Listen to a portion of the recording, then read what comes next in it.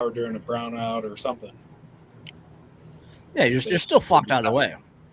That's just that's so freaking absurd, man. That's so. Oh, you're being even more environmentally friendly than anybody else, so we're gonna fine you for doing the thing that we supposedly claim that we care about. Yeah, it's California, like they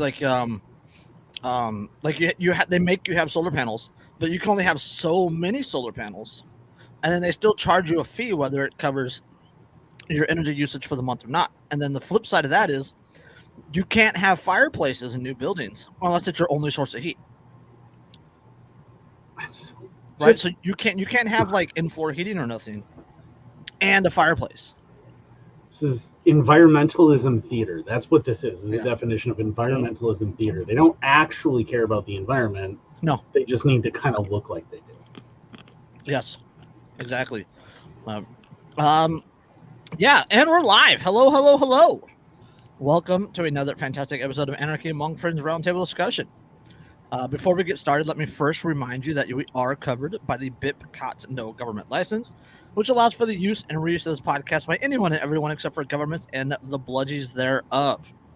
You can learn more about that at bipcot.org. That is bipcot.org. We're also covered by Brandenburg v. Ohio 1969, which ruled that the government cannot punish inflammatory speech unless that speech is, quote, directed to inciting or producing imminent lawless action and is likely to incite or produce such action. Therefore, everything said here on Anarchy Among Friends Roundtable discussion is entirely hypothetical. This is episode 184. Yeah. Oh, that was my whole intro. I don't have anything else.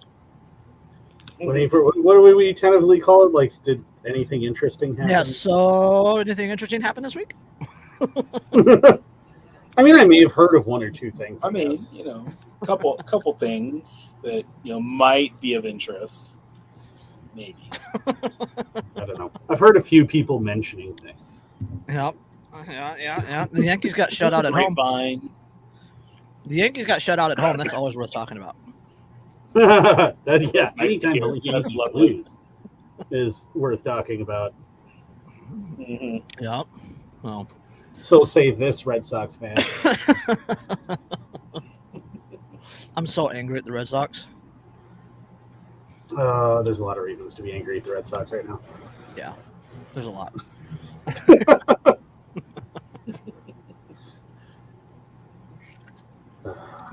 Oh my goodness. I'm still hoping to get my hands on one of those sweet fucking Euclid bobbleheads. That'd be a cool one. Yeah, the Giants are doing another Buster one, like kind of like a thank you Buster type of thing. Nice. Yeah, they suck this year. That's terrible. Well, I mean, I live in the land of the Brewers. Yeah, we're 62 games in. We're already 6 games back of the Dodgers.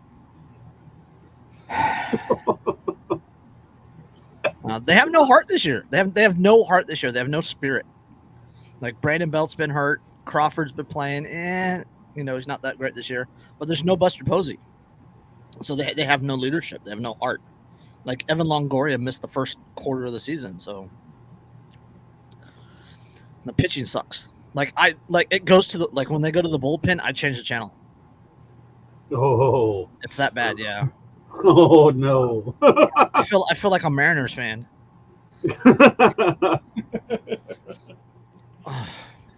That's right. That team still exists. Still the coolest mascot. Still the coolest mascot in baseball, with the moose, and then Seattle now has the coolest hockey mascot with the Kraken. The Kraken's pretty fucking sweet mascot. Yeah, it's hard to argue with. Yeah. Better than the Avalanche. What the fuck is an Avalanche? Yeah, like just their mascot is they just dump a bunch of snow on people in the stands like that.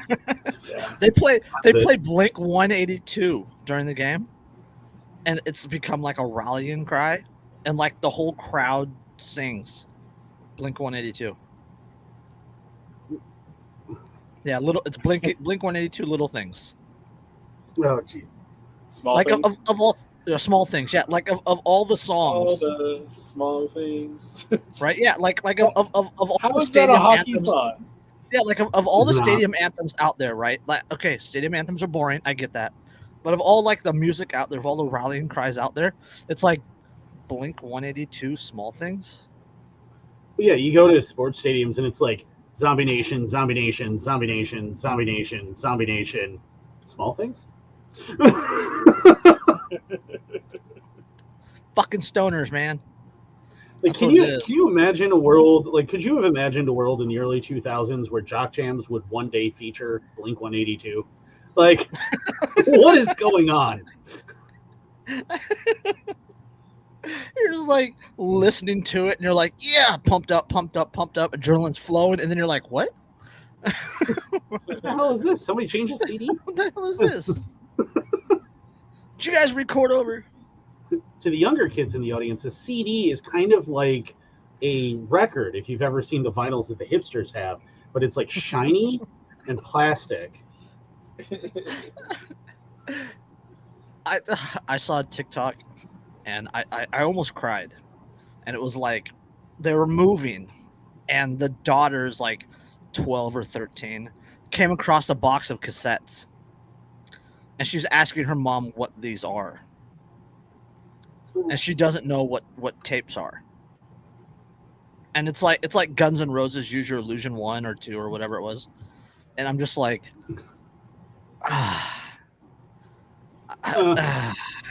There's, what was that meme? The my daughter or whatever, my son called it the late 1900s, and I almost threw hands.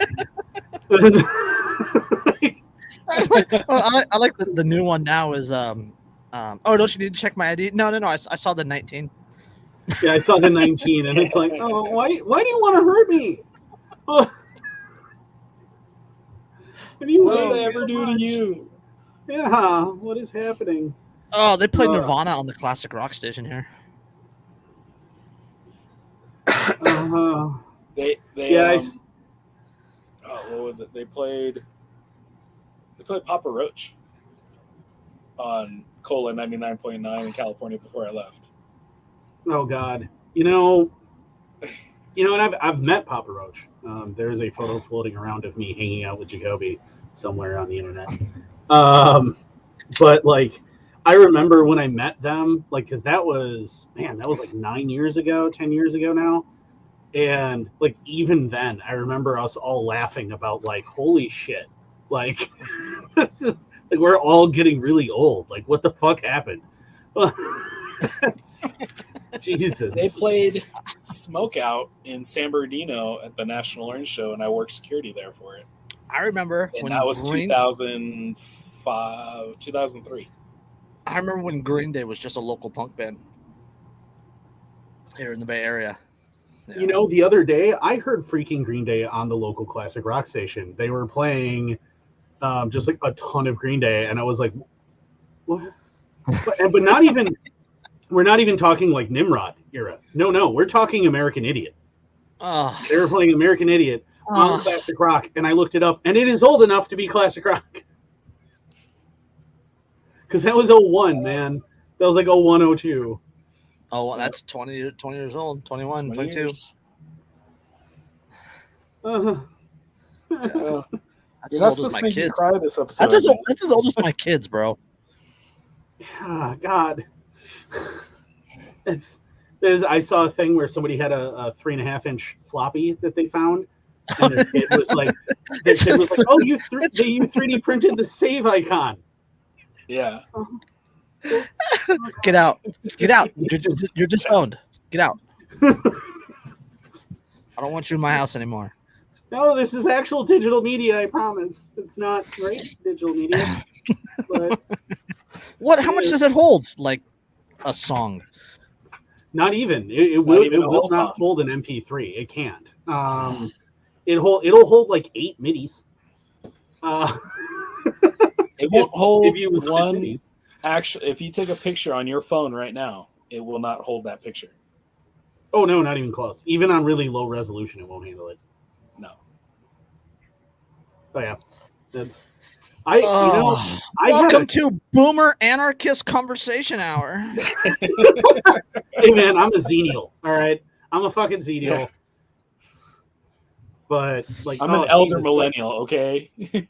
I had a digital camera that didn't have a flash, and I had an MP3 player that used full-size SD cards, and you could only fit like 4 songs at like a bit rate of like 120 to be able to actually get them on there. But you could fit like 4 songs, so it came with a little wallet thing that you could put all your SD cards in, so you could keep swapping them out.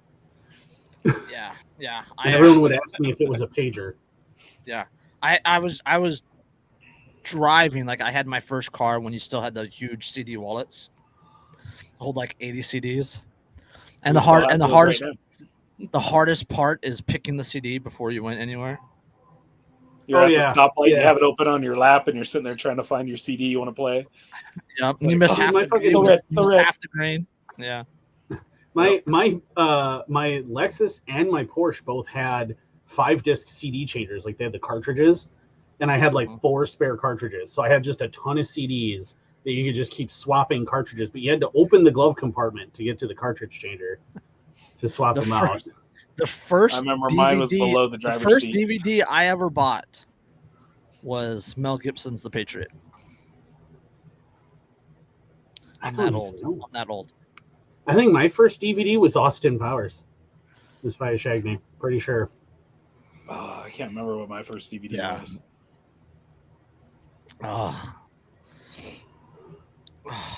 But my first CD was Rage Against the Machine's self-titled album. So mine was a Notorious B.I.G.'s first CD because I won it from a call-in on a radio station.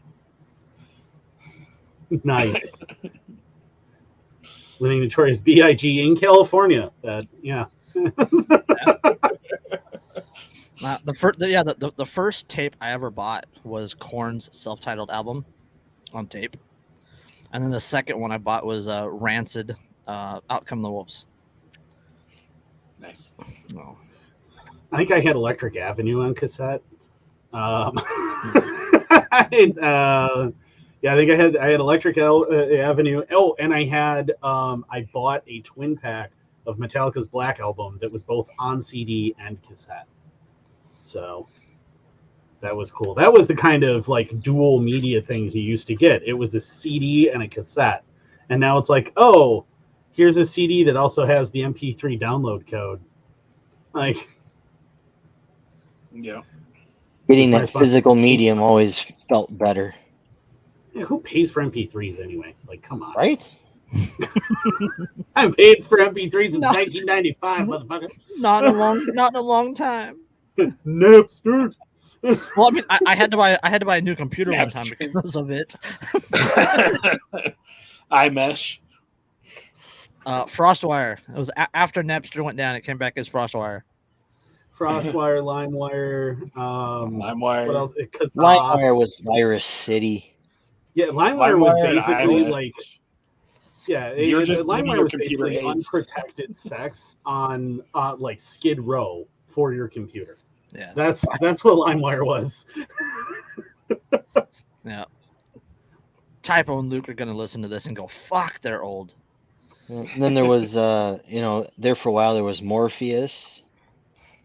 Yep, I had Morpheus too. That was also basically unprotected sex for your computer. Yes. But I used to download from there like videos of people dying in various horrific ways. So yes, it was fun for that. That right there, that was one of the coolest inventions ever. Brandon says the cool thing was to burn your own CDs. That was top 5 coolest thing of my childhood. I still have mixed CDs that I gave my wife when we were in high school. My laptop currently has a CD burner that will also burn the labels on the top of the CDs. Light drive. Flip them over and actually do the labels. Like, yeah, we can't repeat that one on the internet. But now I gotta look. If you're familiar with West Africa, Oh. But Oh. Goodness. So, I don't know, where do we want to start? no, we were just talking about Green Day. We can't. Yeah. We need to save that for the last because I don't want Google to kick us off Oh, okay. or Okay. YouTube to kick us off. So we're going to save that one for last. Well, let's- YouTube would only kick us off if we were going to use their music at all and not just talk about them. No, they'll kick us off No, for talking they'll about kick us certain off for subjects. talking. Yep. Yeah, let's get the Johnny Hurley update out of the way. Ugh. Colorado officer has been sued for fatally shooting a Good Samaritan who stopped an active shooter. If you remember, Johnny Hurley, our friend, Arvada, Colorado, guy had enough with the cops. He killed one, and then was gonna start a mass shooting cops and people. And Johnny stepped up, ran out of the Army Navy surplus store, knelt behind a brick wall, and pop, put the guy down. Johnny went up to clear, grabbed the guy's rifle, was unloading the rifle when he was shot from behind. Shot behind and low without warning by Arvada police. Johnny died. Who had been hiding in the police department during the shooting. Three police hid Mhm. when Johnny was doing this. That the officer that shot Johnny has since resigned. I don't think that's enough. Yeah, but Yeah, no charges. yeah, They were cleared refused after an to press internal charges. Yeah, investigation. yeah. They The mother did of no a good. wrong. Yeah, the mother of a Good Samaritan who was fatally shot by police after he took down an active shooter has sued the officer responsible and the city's police chief, alleging that the officer should have known that the Good Samaritan was not the active shooter. Johnny Hurley, using his concealed carry pistol, shot an active shooter named Ron Trokey on June 21st, 2021. After Trokey opened fire in a Colorado shopping and entertainment district and killed police officer Gordon Beasley. According to the lawsuit and Colorado authorities, Hurley then picked up Troke's rifle to remove the magazine. But when an Arvada officer saw Hurley holding the rifle, the officer fatally shot Hurley from behind without warning. The article actually says from behind without warning. The wrongful death lawsuit filed in Colorado court this week by Hurley's mother, Kathleen Boyan, alleged that the officer responsible, Craig Brownlow, should have known that Hurley was not the active shooter because Hurley and Trogdite were wearing different clothes and looked markedly different. Because Johnny's Very a tall, skinny white guy. The shooter was not. He was literally the opposite. As opposite can get. Yes. When the incident began that day, Brownlow and several other officers heard gunshots and saw Trokey from the window of the police administration office and saw that he was a heavy-set man carrying a long gun and wearing a black shirt and hat. Quote, unlike Mr. Hurley, the three APD officers did not spring into action. Rather, they cowered inside, choosing self-preservation or overt defense of civilian population. That's according to the lawsuit. Well, that part will get ignored. Yeah. Yes. The Arvada Police Department told Insider in a statement that Brownlow had since resigned from the department in good standing. A spokesman said that after an internal interview, quote, the APD found that Officer Brownlow's actions were consistent with APD policy and procedures, and that the APD is not considering changes to its actual training or response protocols at this time. Wait, so shooting someone in the back without any warning or announcement is standard procedure for your department? No. They said his actions were inconsistent with their inconsistent. official. No. Yes. Okay. No. The APD found No, that I Officer thought he Brownlow's said actions consistent. were consistent with the APD policy and procedures, and that the Yeah. APD is not considering changes to its actual training or response protocols at this time. Yeah, so My they're apologies, I thought I literally heard that saying, Yeah. they're literally saying that their Standard standard procedure policy is to shoot to people in the shoot back without people, warning. Yeah, in the back with no warning whatsoever. Yes. Colorado prosecutors previously investigated the incident and declared they would not criminally charge Brownlow over the shooting. In a letter last year announcing the decision, the district attorney, Alexis King, said that Brownlow's decision to shoot Hurley was, quote, legally justified despite his heroic actions that day. No, they're not. You don't know your target. You don't know if that's actually a target. You don't know what's going. I mean, are you fucking kidding me? The only person you've seen actually shooting anybody doesn't look a thing like him, and that's somehow. Jesus. Hold on. Give me 2 paragraphs. Prosecutors said that Brownlow was aware that the active shooter was wearing black. He, quote, reasonably perceived that Hurley, who was dressed in red, also posed a threat and could have been a second active shooter. Oh, for fuck's sake.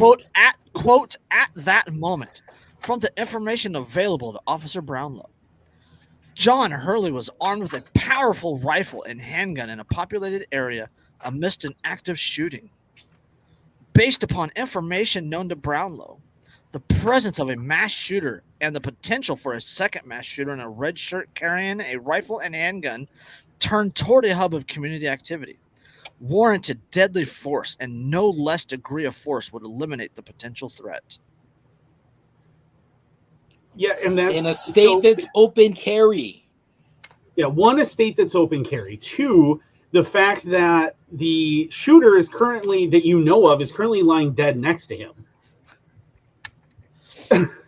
Yeah. And the fact that the magazine has been removed from the weapon and he is working the action. Which the officer could not see from behind, just to be fair. The officer could not see from behind. Well, which means that he had no idea what was going on at all. Yes. All he saw, shooting blindly.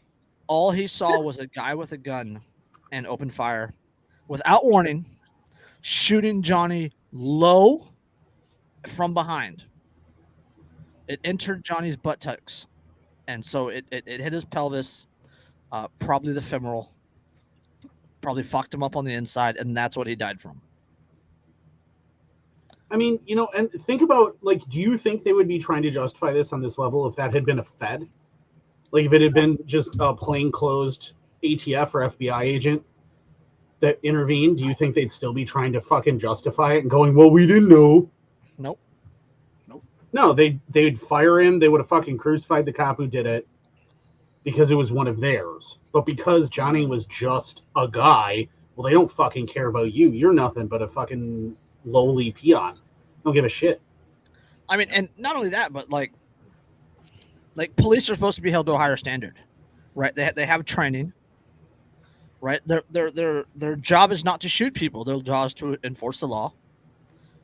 Right, so without warning, that's the part that gets me, is without warning. If he had shouted police, Johnny would have dropped that rifle. Johnny would have laid down. Johnny would still be alive here today. Yeah, he didn't give him even the opportunity to react. No, he didn't say hands, nothing. Hands, please. Didn't nothing. say hands. Didn't say freeze. Didn't say police. Didn't say drop the rifle. Didn't say anything. Didn't call out. Didn't try to identify. Yeah, how many times do we hear too? Like we just talked about that not long ago with the one where the cop gave him like a half a second to react and then started shooting. Mm-hmm. Yeah, like how many times do we hear that shit? Well, yes. look at the all the way back to the Tamir Rice shooting. Well, right? look at the California cop. They went crazy, right? Starts with the Doyle? D. Dorn. Doyle. They shot the 2 ladies in the truck that had a similar color truck. Yeah. It wasn't a similar color either. No.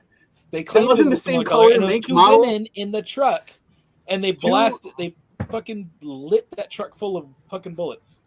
Yeah, there's another story. There's another story I posted in our chat earlier. Police, plainclothes police in an unmarked van cut off a car, jumped out with ARs pointing at the car. The guy in the car freaked out and tried to take off.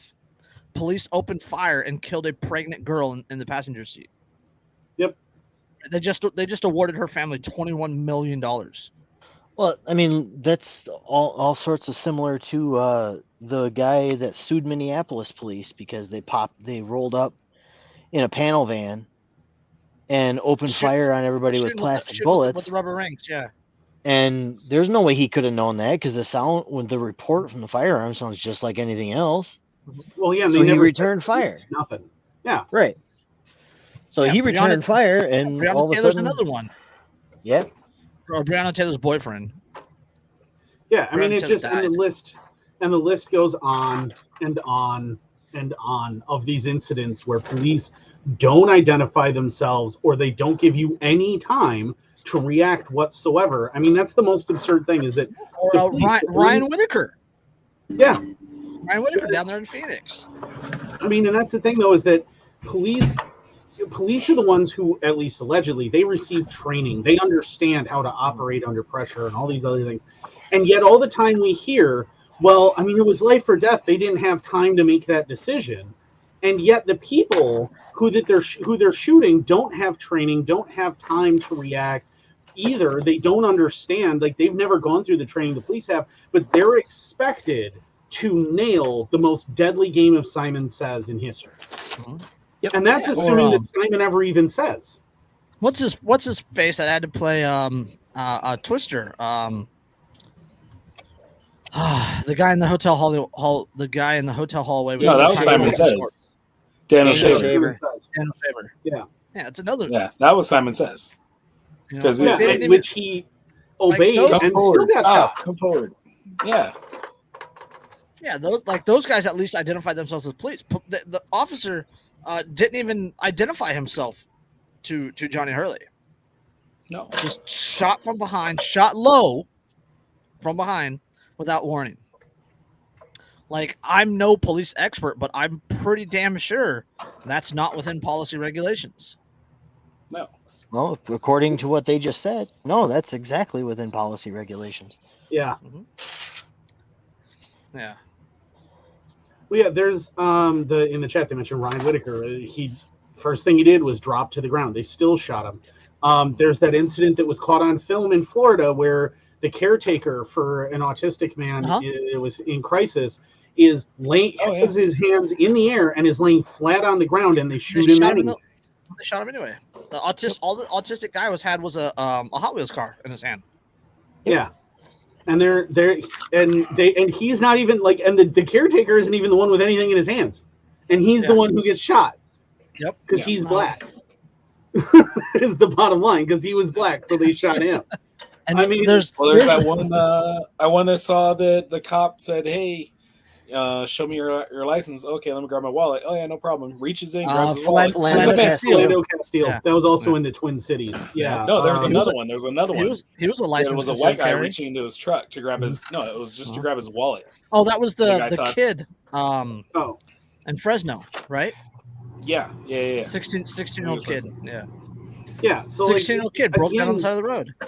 Yeah. Again and again and again and again and again, we hear about these cops shooting people with absolutely no justification. And again and again and again and again, the police claim that it's justified, that it's within policy, that it's okay. And they constantly have to pay millions, tens of millions of dollars out for shooting people that they aren't justified, as they claim that it was within policy. To be they fair, still have to pay millions. To be fair, very few taxpayers, very few police actually pay off. It's like 90% of the time it's insurance. Yeah. The insurance pays off. But I'm But just still, saying, the like, they're taxpayers are still- paying for the damn insurance. They True. well, and they still understand clearly. They understand that if it goes to court, they won't win, which is why they try to settle, because they realize that it's not going to work, that they're not going to be able to justify it, because all they can do is go, well, that's according to policy. But a jury is going to look at that and go, then your policy is real fucked up, and that's so they just pay them off, and this keeps happening. This has been happening for decades, and every time anybody goes, well, hey, that's because the police have no obligation to protect you and also no accountability, which is why the entire idea of state-run police is a bad idea. People go, but then who would protect us? Probably not the police, because they're not protecting you now, are they? They're shooting you. On that note, we have another police article out of Chicago. Chicago cops barred from chasing people on foot who run away. Wait, so like all I have to do to not get arrested is run away every time they show up? Chicago cops barred from chasing people on foot who run away. Chicago Police Department has unveiled a new policy prohibiting its officers from chasing people on foot simply because they run away or because they have committed minor offenses. The policy, which was introduced Tuesday, also encourages cops to, quote, consider alternatives to pursuing somebody who is, quote, visibly armed with a firearm. Yeah, their alternative would be to shoot them. Obviously. Yep. Under the policy, officers may give chase if they believe a person is committing or is about to commit a felony, a Class A misdemeanor, such as domestic battery, or a serious traffic offense that could injure or could risk injuring others, such as drunk driving or street racing. So they won't chase shoplifters. They won't chase anything that's not a felony or a Class A misdemeanor. So like simple possession or stuff like that. Yeah, it's Wow. Well, and, you know, this is in the same city that has some of the strictest gun laws in the country, and yet still can count every weekend in the, you know, with 2 digits the number of people who have been shot and killed within its borders. I think just yesterday was 20. I think it was 4 killed, 47 or something like that this weekend. All right, and next weekend's 4th of July. Right, 4th of which July. means that shooting people is going to go unnoticed because of fireworks. Well, I mean, Friday's the 1st, Saturday, Sunday, and then Monday's 4th of July. So that it's going to be ridiculous in Chicago. Perhaps most significantly, the new policy makes clear that the days of officers giving chase just because someone tries to get away from them are over. Quote, people may avoid contact with a member for any reasons other than involvement in criminal activity. The long-awaited foot chase ban is expected to go into effect by the end of the summer after the city's 11,900 uniformed cops receive training. Wait. So they can flee for any reason other than involvement in criminal activity. No, they can give chase for any reason as long as they believe that the person is going to commit a felony, level A misdemeanor, or driving offenses such as drunk driving. So essentially, this says, well, you can't pursue people who don't pose an actual threat to the public, except that all they have to do is say, well, he was in the neighborhood of a trap house, and at that point, they can pursue him. Right. Basically, nothing changes. They just make more shit up as they go. Yeah, it just encourages them to make up more shit. Boy, that's fucking helpful. Yeah, the thing with that is, like you said, they can just make more shit up. It's like, okay, so they'll add charges so they can say they were going to commit a felony, charge them with a felony, even though later it's going to be dropped. It still looks good because they arrested them for something, even though they're not prosecuted. But in the meantime, you still get treated as a felon. You still get locked up. You still get denied bail. You still get thrown through the fucking ringer at work, and Yep. Yeah. But their arrest record is great. Oh yeah. They just need Camellia Harris as the DA. Yeah. She'll just go ahead and hide all that exculpatory evidence and be like, no. See, they were totally a felon. And you have cannabis, and you have cannabis, and you have cannabis. You're all getting sentences. Like that detention unfortunately, with teenage daughters, I've seen this movie. Clueless, the detention teacher, he walks up and goes, I'm confiscating this, and it's weed. Then he walks past another desk. This too, it's chips. That was 10 Things I Hate About You, actually. Was it? Yes. Okay, yeah. But fantastic. Or the one, I don't remember what movie it was, but where she's walking into the school and the guy takes the nail file away and goes, this is a weapon, and tosses it into a big bag full of nail files. I don't remember that one. I don't either, but that sounds about right. It's like going to TSA at this point. So now this is the kicker. Oh wait, you guys are on Twitter. So on TSA posted a picture of like how cops do it, but it was all the little bottles and vials that were out of compliance for airlines. Like, are you fucking serious? Full. I shit you not. I'll try and find it. Oh my god! And they acted like that's a big bust. Like, ooh, Yes. saving those All desperate these criminals different who little forgot a liquid fucking shampoo bottle. stuff, all that shit that was just bigger than the 3.5 ounce or whatever, all over like a table and floor and shit that was posted. Oh my god! These people really Yeah. are that nuts. Right, hold on. They really think Hold on, they're saving the fucking world one bottle of herbal essence at a time. Give me 2 paragraphs. Give me 2 paragraphs. The policy also makes a point of reminding officers that they or their supervisors will not be criticized or disciplined for deciding against a foot pursuit or for calling one off. Officers are also prohibited from provoking chases, such as by employing a tactic in which they speed in their squad cars towards a group of people, stop suddenly and jump out, quote, with the intention of stopping anyone in the group who flees. Which is a known tactic of fucking police departments everywhere. But they won't be disciplined for pursuing a foot chase or for calling one off. So what's the point in the new policy? Andrew, Absolutely. To make it sound like they're doing something. Yeah, they really did post that. They're fucking saving the world one bottle of herbal essences and Aquafina at a time. I wish I wasn't laying underneath a freaking lawn tractor right now so I could see the photo. All I can think of. That's a weird way to choose to go. All I can think of is like the fact that the TSA will be like, well, we don't know, that could be an explosive. Go put it in a garbage can over there. Like literally right next to everybody. Yeah, like if this was an explosive, you just made it worse, bro. Like now there's shrapnel on the outside of it. 3-day span. That's from Lisa Farbstein, TSA spokesperson for Syracuse Airport. Oh, just throw something in there that starts ticking. Tick, tick, tick, tick, You know, tick. I always thought it'd be funny to go through TSA with a damn pocket watch that was constantly ticking like that. Until you get shot. I always thought the idea of going through TSA with some little blue pills would always be a fun one. Yeah, well, like I said, the way that I always got through TSA real fast was as soon as I get up to the thing, I'm like, no, I want to be wanted and everything and get the pat down. And as they're doing it, you just moan and make eye contact. There you go. Just the whole time.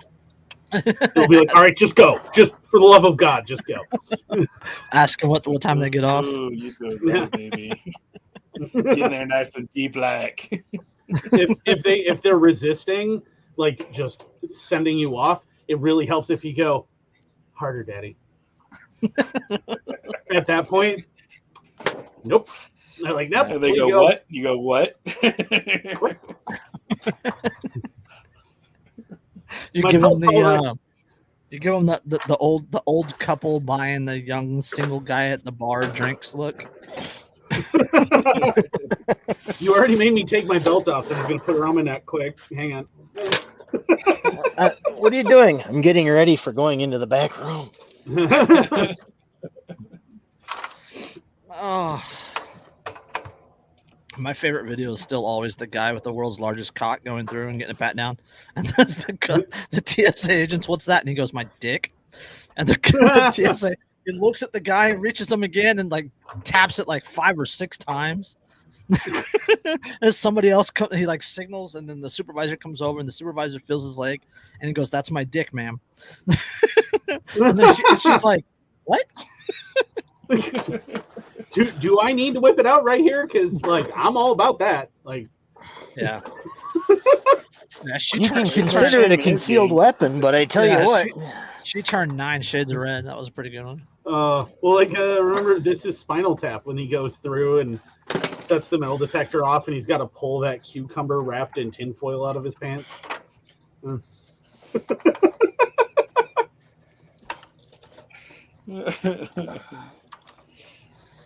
Oh, okay. I don't know where we want to go. All right, we talked about TSA. The Let's hell, talk about because something we're else. already on our way. We'll talk about something else completely useless. That'll work. That's a good segue. Yeah. So, federal COVID aid to states and localities cost $855,000 per job saved. So it was like most of the jobs that it probably saved don't even cost that in 4 years. And The people working those jobs don't even make a fraction of that. Some of those don't make them in 10 years.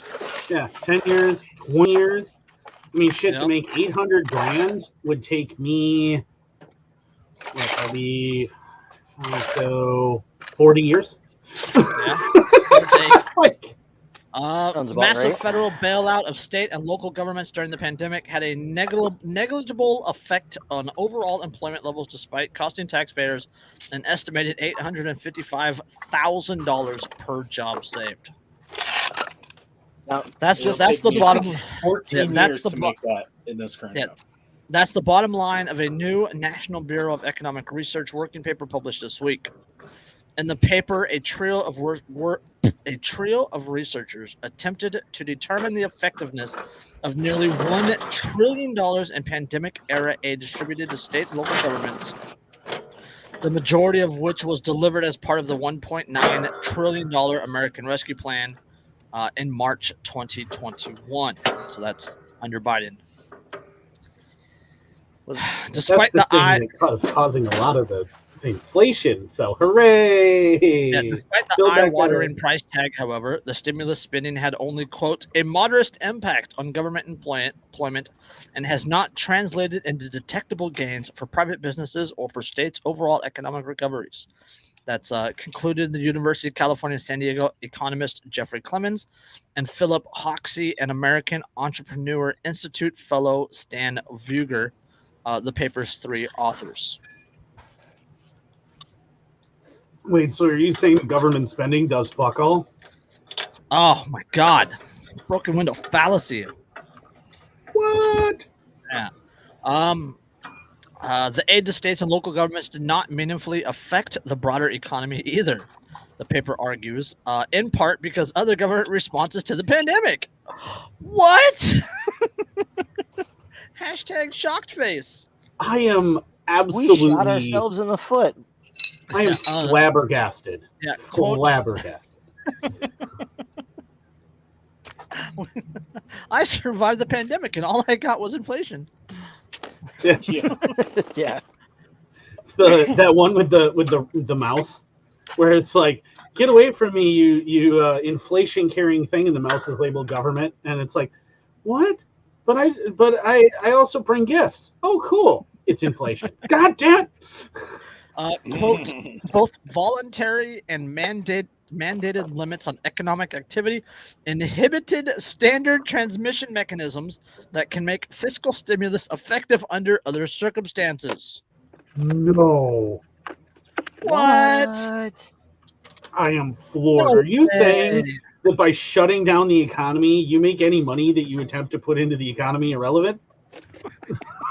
No way. What? No. How could anybody have ever seen that? Oh, that's right. All of us. Oh, All that's of us just that's fucking saw that racist. guy. That's racist. Y'all are racist. That's what it is. Well, it's not the first time I've been accused of being a racist today. Daily, bro. Today. It's daily. It's 2 or 3 times a day, man. Hey, I've been getting accused of being a racist way less now that I'm not on Twitter. That's true. I miss Twitter. I do, but I am happy I'm not on it the last few days. Yeah, I'm sure it's been an absolute Yes, cesspool. Be very fucking happy. Oh my god. Yeah, Facebook sure is bad it's a enough. shit show. Facebook is bad enough. But, I'm not on Facebook either. I'm banned from both of them lucky you. for life. The case for bailing out state and local governments was always paper thin. Despite fears of shit. massive budget shortfalls due to a combination of government-imposed lockdowns and changing consumer behavior during the pandemic, those deficits mostly did not marginalize or materialize. Considering that California has a $100 billion budget surplus and the U.S. government is bragging about $2.9 trillion in income taxes, it didn't work. I can't imagine where all that money went. Yeah. Surely it should have worked. Before it went into, where it went. It went into Netflix. It went into Amazon. It went into Walmart. It went into fast food. Yeah, what did they say that like something like for the businesses that applied for small business loans, something like 80+% of them were too big to have been able to receive it. But they got it anyway. Yeah. Yep. Well, it said something to the effect of like during the pandemic, like Americans lost like $1.5 to $2 trillion or something like that, but big business gained like 3.1 trillion. Yeah, it's all that stimmy money getting spent. Mm-hmm. Yep. I know my stimmy got spent. I mean, yeah, I bought some groceries and I paid some bills, but the rest of it went to. I didn't get them because you have to file taxes to get them.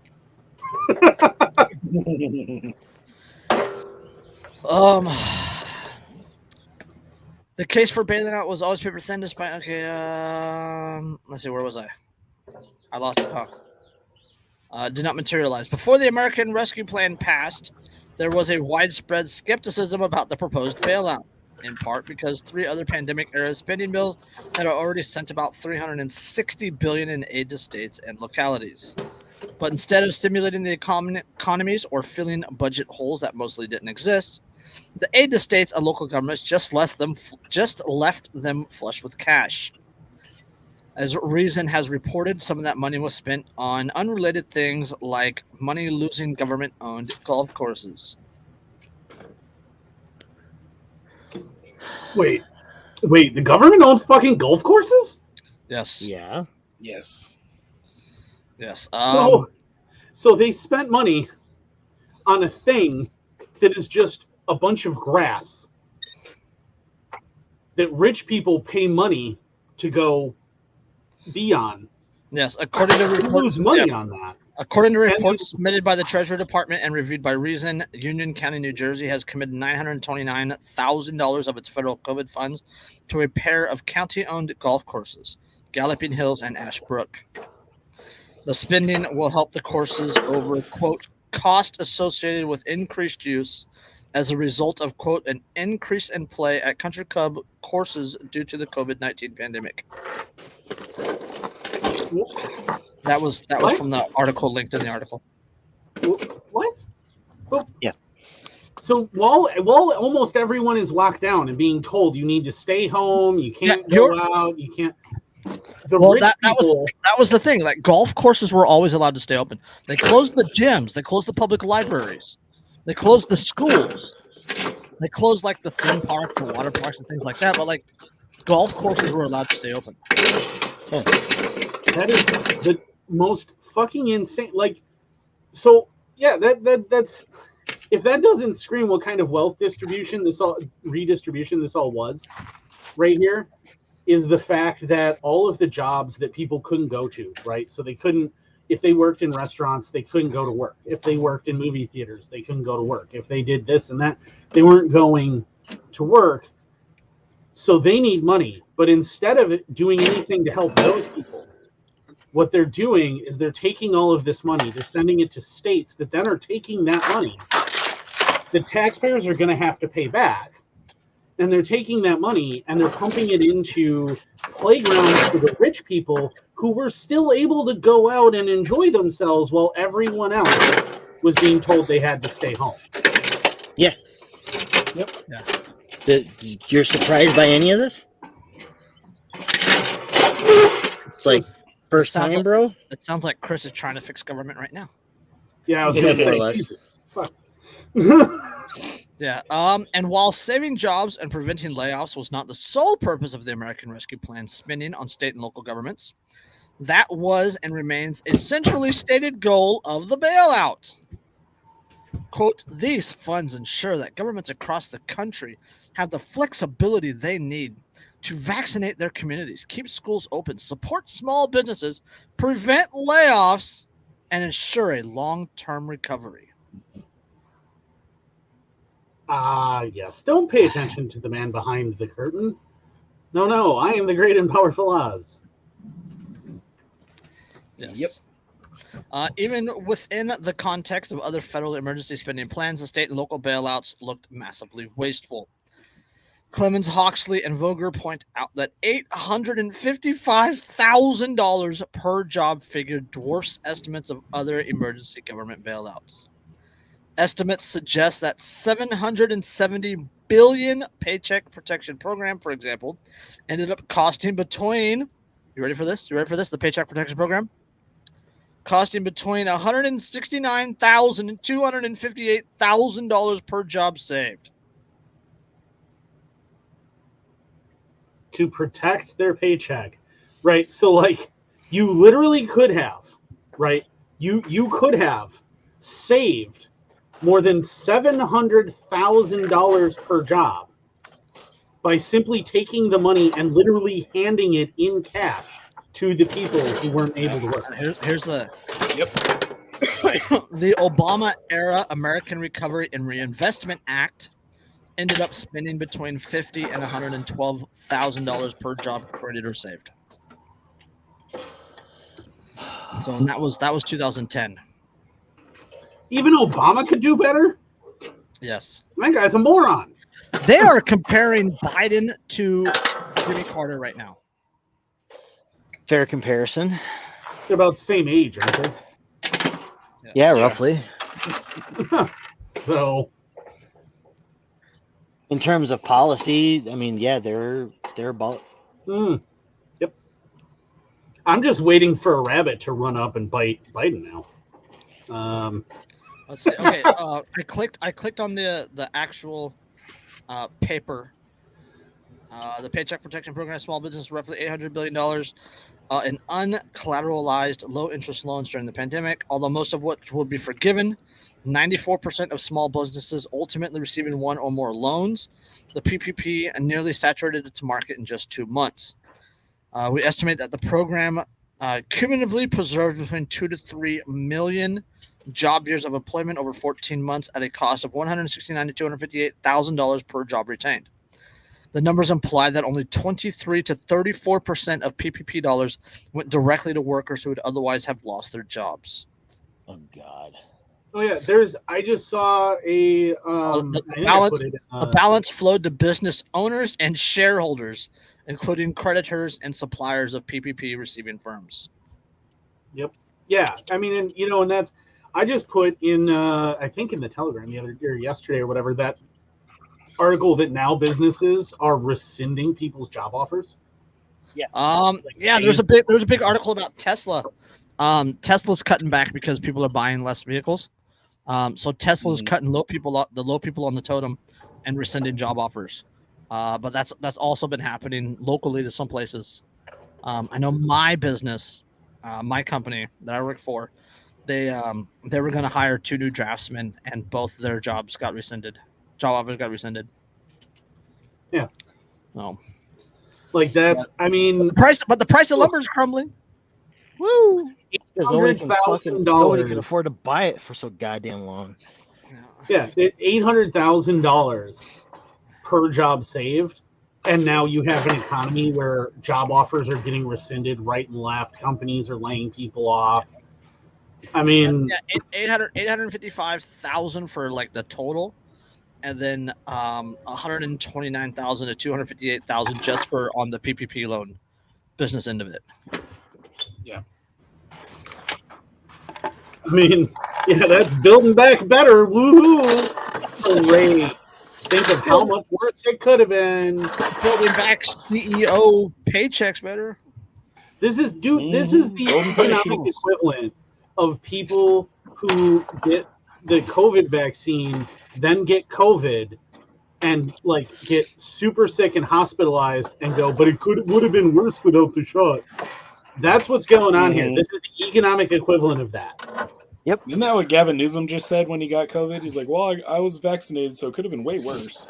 Dude's got like that and four boosters, and they're talking about him being they're talking about him running for president in 2024. Oh, Jesus. Yeah. If we still have a fucking American government by 2024 at the rate that we're going, it's going to implode. Yeah, I mean, we're in Weimar America territory even more so than we were 3 years ago. Newsom's one of those that failed up. Right, we talk about him failing up. Kamala Harris also failed up. I was gonna say, it seems like a recurring theme among California politicians. It's not what really you is. do; it's who you are in California. Or in Kamala Harris's case, whose dick you suck. Oh, yeah, Literally. Governor Moonbeam. Yeah, I mean, that dude had the governor's mansion hopping. I mean, but it's so demonstrative of the obscene inefficiency the government is capable of. Like, literally, people could have been handing that money out to random individuals the whole time, and it would have done significantly more per dollar to help the economy than what they did. Yes. Yep. But we find that constantly with government programs in any way. Yes. We have we have to go to a government program now. Oh Lord. And I mean, we're all about to have to go to a government program. Let's be honest. And I laugh really hard at this one. And I sent it to the Biting the Bullet guys. They're going to do an episode on it. But Army drops requirements for high school diploma amid recruiting crisis. Because they don't have enough dumb high school graduates. People who are dumb enough. Yeah. So now they have to look for the people who can't even graduate high school because they're the only ones dumb enough and poor enough to go into the military. Without any other option.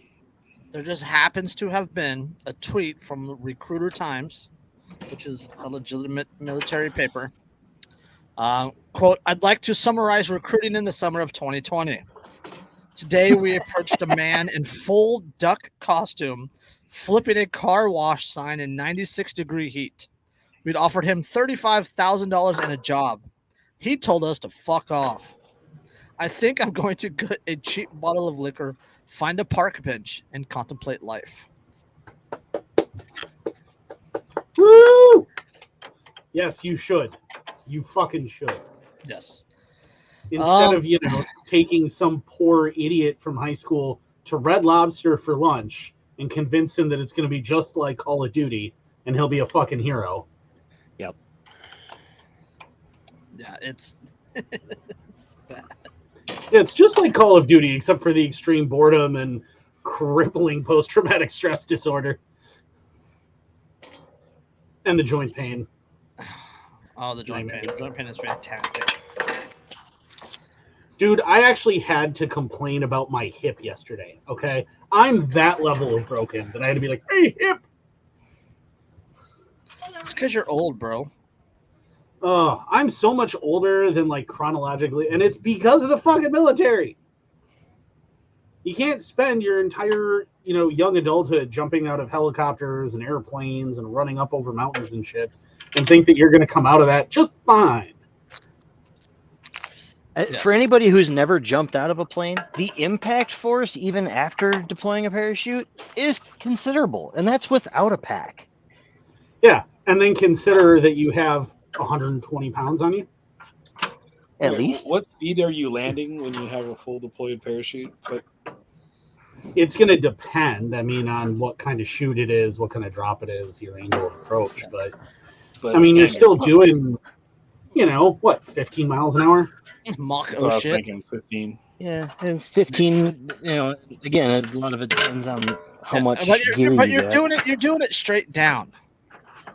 Yeah. Right, or at a slight angle, you're hoping for the angle so you can do this, but you still plunk.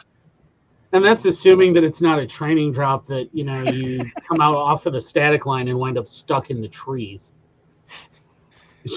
Change my name to geriatric anarchist.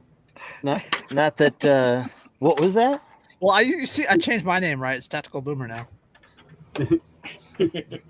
Hippity hoppity, get off my property. It's my lawn. Okay, so article. The Army is tossing its mandate for potential recruits to have high school diploma or GED certificate to enlist in service in one of the most dramatic moves yet since the escalating recruiting crisis hitting the entire Defense Department. Well, when you're sending people over into foreign countries that nobody in this country gives a fuck about, or can pronounce or find on the map. right? Yeah. On Thursday, the service announced that individuals may enlist without those previously required education certifications if they ship to basic training this fiscal year, which ends October 1st. Recruits must be at least 18 years old and otherwise qualify for an active duty Army. They must also score at least a 50 on the ASVAB. A 50? Oh my god. A 50? A 50? A 50. A 50. A 50. Oh my gosh. A 50. A 50. That's what it says. Must score at least a 50 on the ASVAB. I'm pretty sure you get a score of 20 for managing to write your name. So they have to have a 50 on the ASVAB and don't have to have a high school diploma or GED. Can you imagine that basic training rotation? All right, everybody line up. What's a line? Is it like a straight thing? Oh, Yes, a straight thing. You're supposed to arrange yourself by height. What? Well, I don't know that many numbers. Are you like seriously? Like a 50? Oh. That's if you score a 50 on the ASVAB, when they tell you your score, you're like, oh my. Where are the exit again? Like, dude, I got a 97 and I was hungover and half drunk. Yes. Like, Only half? 50? Only half. Well, I hadn't been drinking for like 4.5, 5 hours, but so. Oh, well, fair enough. Yeah. This change follows another shift in the policy this week when the service relaxed its tattoo rules, allowing potential recruits to enlist with tattoos on their hands and neck, which previously needed waivers. The Army and its sister services have scrambled this year, offering neck tattoos. yeah, have offered increasing generous benefits and policy tweaks in an effort to improve recruiting numbers. The Army has hit 40% of its recruiting goals this year, with the struggle to fill the ranks seemingly so grim. The Defense Department reduced its planned total force size because prior recruiting goals were out of reach. So so just to recap here, you can have neck and hand tattoos. Don't have to have a high school diploma. Don't have to have a high school diploma, and you can get only have to score 50. You know, No, on top of that, I mean, Fort if Benning's you fucking scored a parking lot is about to be full of third-gen Camaros and Firebirds. Just packed. Oh my god. Rusty beat to shit Camaro Fieros. Yeah. Oh. There might even be one with a big Chevrolet logo in the back, and They're gonna have to start Eagle in the chicks. passenger seat. They're gonna have to start IDing chicks coming on to the fucking base to make sure they're of age. You know what I'm talking about here right now. Like, I don't need to right here. We know the kind of people that are about to start enlisting. There's some Thursday night third stage strippers that are finally going to get that BAH.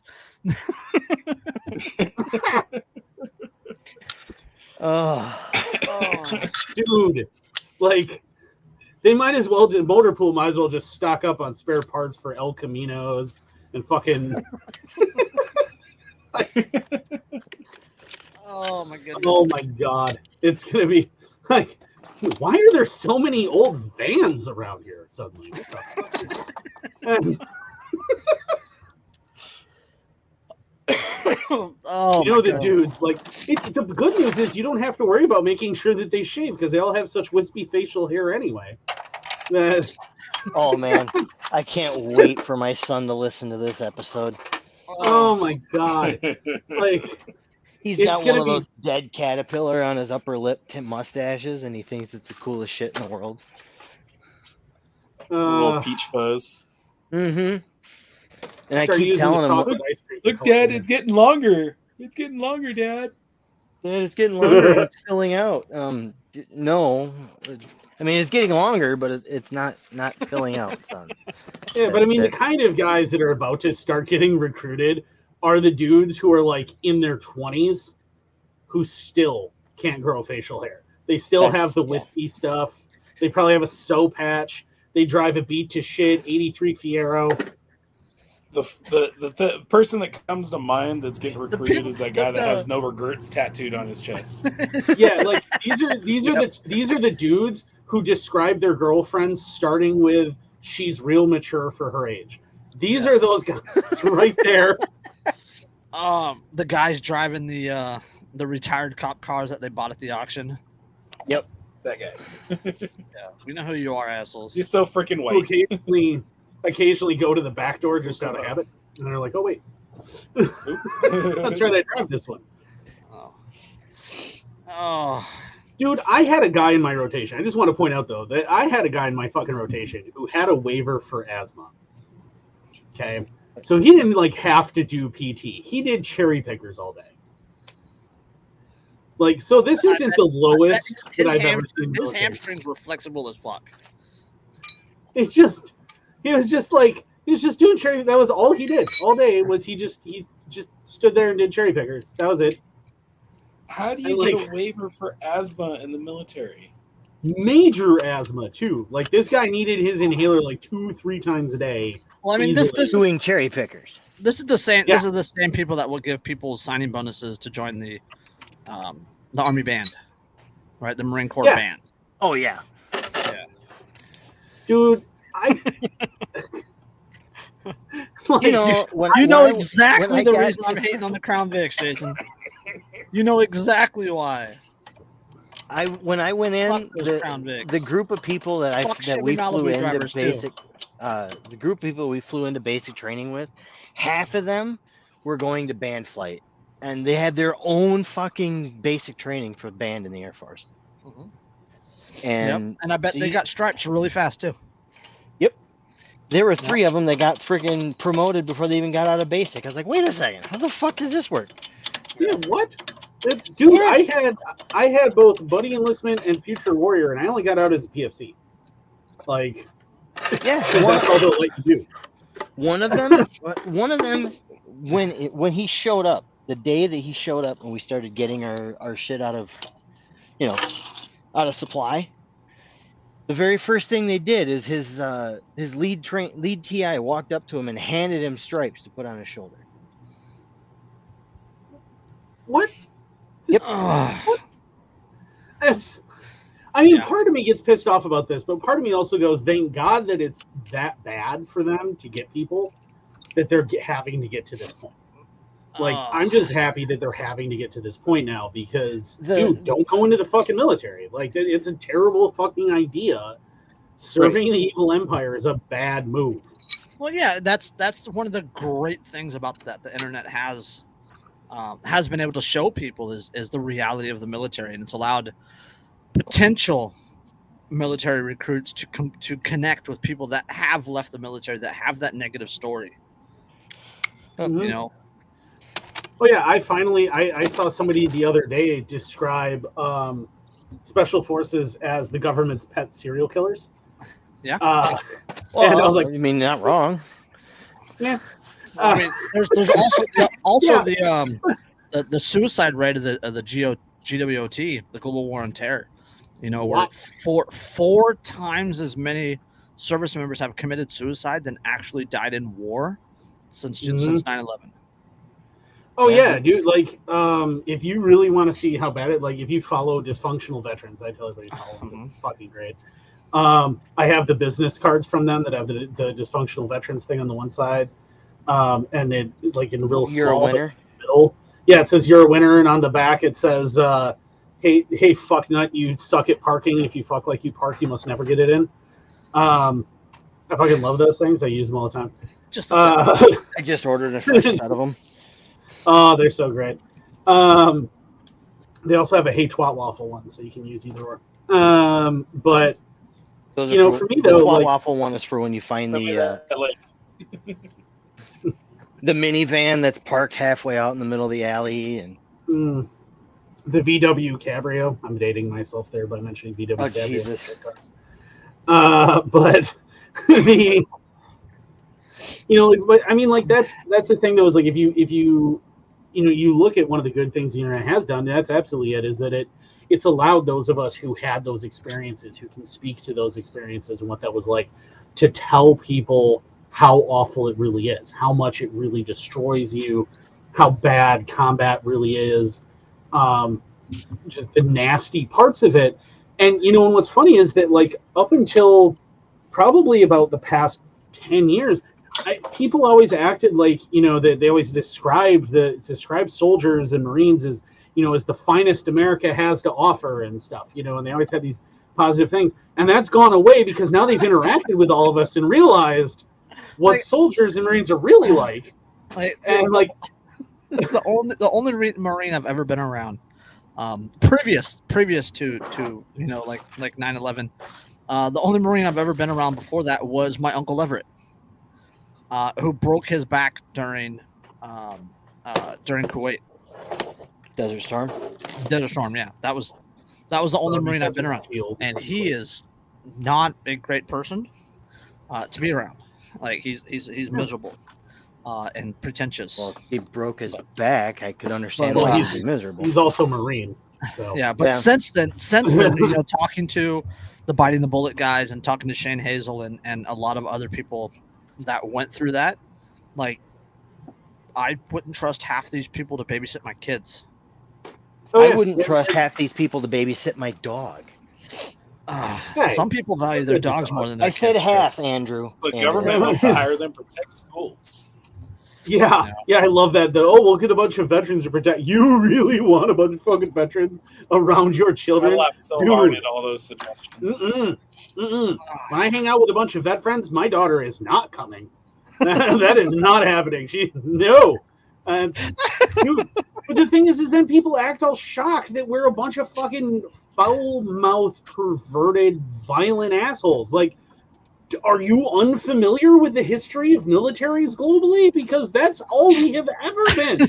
let's take 100 peak hormonal males, put them through basic training together, give them physical training that increases their testosterone. Let's teach them to kill. Let's encourage them to kill. Their humanity. Let's kill their humanity by making them see the enemy as the enemy. And you're surprised when they act like that? Yeah, like, do you look at what we do on a day-to-day basis? Do you think that well-adjusted, quiet, nicely spoken people are the ones who do this? Do you think that's what that environment produces? Because the only thing well-adjusted about the military is the chin strap. And that's not even well-adjusted. Don't even give me that shit. That's nobody really well-adjusted. The new generation chin straps are way better than the old webbing ones. I'll believe it when I see it. Yeah, they're closer to like football chin straps. They're better. So they're more like the old World War II airborne chin straps were. No, they're closer to like a football chin strap. Yeah, that's pretty much what those were. I mean, it's padded. It's better. Well, it's padded now, so it's. It smells worse. This is a message for Dave. Hey, Dave, reach out to me on Facebook, and we'll talk about how to get Andrew a inked geriatric anarchist T-shirt or something. Yeah. But like, I mean, the thing is like, so many people have like pointed them to the dysfunctional veterans, their social media and stuff, and like which is fucking they do, because they're those of us who are fucked up. We all know we're fucked up, who then help people who are also fucked up. Like we have the DV farm that we all contribute money to and stuff that is help you bring homeless veterans there, help teach them skills, get them back into things, everything. No. But like people see it and go, well, that I don't want to follow that. That's terrible. Well, that's what real fucking veterans look like, motherfucker. That is what those of us who have actually seen shit and done shit. That is what we're like. Yep. Like if I never served in the military, and I'm completely well adjusted. Yeah. All right. Yeah, we're all so well adjusted. But I mean, like the best the best you can hope for when you get out of the military is that you don't actually regularly get into fistfights. Like, that's if you can avoid that, you're kind of winning right there. That's All right, it. let's Like, we're not good people. So, but I don't know. We went too far on that subject for me to transition, but we'll go back on it. There's this whole article about why suicide prevention advocates are joining the U.S. gun policy debate. 90% of this article is crap, but I want to bring up this one paragraph. And it's the second paragraph of the article. And it says more than 52% of the 45,222 gun deaths in the U.S. in 2020 were suicides. 24,292, according to the latest available data from the Center for Disease Control and Prevention. This evidence suggests that if guns were less accessible, there would be fewer suicides. Guns are used in only 6% of suicide attempts, but are responsible for an unusually high rate of successful attempts. Because it's very efficient. Yeah. So, but like, so, so wait. 94% of suicides. 94% of suicides use a means other than a firearm. Yeah. Like, I don't know, suddenly stopping at the end of a long fall, or drugs, like excessive amount of drugs, things like that, or a rope or a belt. Yes, base jumping without drugs, a parachute generally alcohol. not recommended, but Yeah, but I mean, like, that's the thing though, is like, yet again in the gun debate, we see where a extreme minority of something is something that they're going to try and use to justify. Yes. Well, yeah, that's if the you, entire gun debate. That is the entire gun debate. If you remove these 24,900 or 292 gun deaths, so we're gonna say 24,300, 24,200, whatever you want to say. So that's 52% of gun deaths are suicides, right? That is a victimless crime. I know you can have the moral argument. Action. You can have the moral argument about that, whatever. But I mean, if you have multiple personality disorder, then sure. But there's only one person who's dying from that gun. Yeah, that's what I was getting at. Right? Not like alcohol. You're an alcoholic. You're driving a vehicle. You take out 12 people, driving through a parade or something. But, or you're a cop and you beat the fuck I don't really know where I was going with that. I just wanted to read that stat because it kind of blew me away.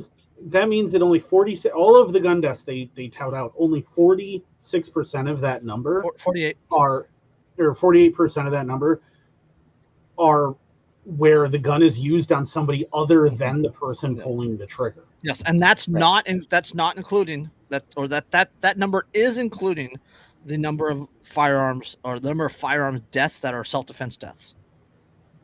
Yeah. And it also includes law enforcement shootings and all that stuff usually too. Yeah, so once you eliminate all of those, you wind up with a number that's closer to like 10 or 12% of the number that they love to march around with. Well, yeah, we talk about this. So 24,292, right? So 48%. Police kill about 1,000 people a year, right? So you can eliminate that number. Defensive shootings are like, I think it's like 25, 27% or something like that of all gun deaths. Right, so you're looking at 50% of that number, so you're like 12,000. Something like accidental. Like 8,800, 9,000 of those deaths are from handguns. Right, so it's gang shooting, whatnot, and then there's like 1,000 accidental shootings. So it's like less than 1,000 gun deaths each year are committed by a long arm. AR. Yeah. Well, not an AR. Not AR. Long guns. A long gun. Right, being shotgun, AR, hunting rifles. And I remember Colin Noir did a breakdown on this, step by step. But I can't remember when it was, but it was something with the statistics he had. It came to somewhere in the 4 to 500 range. Yeah. All right, we'll do. So before Dave leaves, I have to address something. Dave, I was in the Air Force, and yes, we do know how to swear. They just don't allow the TIs to swear at you because it might stress you out. Yeah, that didn't help your reputation at all. Hey, I know how to swear. So we're looking at a very, very tiny number with gun deaths, right? There's over 35,000 deaths in the United States alone from vehicles every year, like car accidents. There's more. It's more than 35,000 deaths. Yeah. No, there's more than that for total accidents, but fatalities. Okay. About 35,000. Home injuries are also account for. What did they say? 160,000 on average per year die from just accidents around your house. Man, doctors kill 500,000 people a year. Yeah, like all of these things are thousands of % more likely to kill you than somebody with a gun. But only one thing that could possibly kill you is also effective at preventing the government from just doing anything they want at will. And that's why they're going after that thing. Yeah. Yeah. No. Anyway, I just want to read that one paragraph. I don't care about the rest of that. But now we have to get on to this one. This is the hidden article that I did not tell you guys about. And since you guys don't ever check the information, you guys did not know about this. Okay. Well, deep breath. No, Deep because breath. that would make us more professional. Deep breath. Yeah, This is a very serious subject.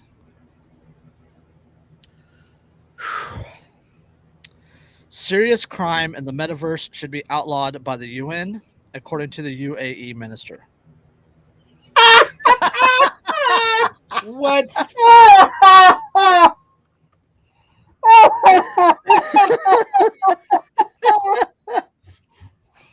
Finally, we're talking about the real problem. Digital crime in a digital world that can be prevented by something as simple as a power button. New laws should be created to prevent people from committing crimes such as quote unquote murder in the metaverse, according to the United Arab Emirates Minister of State for Artificial Intelligence. I just lost respect for the UAE. I used to like the UAE, and now Hold on. You might gain it back. Take a deep breath. The metaverse refers to a virtual world where people can live, work, and play via an avatar. It doesn't actually exist yet, but tech companies are investing billions of dollars into developing the technology. There are, however, a number of safety concerns associated with its development. If you're unfamiliar, Hold on. picture Ready Player One. If you've Hold seen on. the world in Ready Player One, you understand what they're talking about. This is the other one could be surrogates. This is the best part. Speaking at the World Economic Forum in Davos, What a surprise! Omar Sultan damn it. Al-Olama said that the realistic nature of any metaverse that does not come to fruition could allow people to be terrorized in ways that aren't currently possible. Hold on. Hold that thought. I got one more paragraph. In a realm and Well, go ahead. hold on. If you send a text on WhatsApp, it's text, right? It might terrorize you, but to a certain degree, it will not create the memories that you will have PTSD from it. But if you come into the metaverse and it's a realistic world that we're talking about in the future, and I actually murder you and you see it, it takes you to a certain extreme where you need to enforce aggressively across the world because everyone agrees that certain things are unacceptable. You know, if they make a metaverse that I can like viciously stab someone and there's like blood flying and they can scream and all this stuff, like I will play that. Yeah, I'll be all about that shit. There's a That'd be reason. amazing. There's a reason we like first-person shooter games. Yeah, I'd be all about that shit. I'd be like, fuck yeah. But if you've seen like Second Life, for instance, in that cesspool, the whole point of it, right, is that it's not real. This guy has never been in a Call of Duty lobby.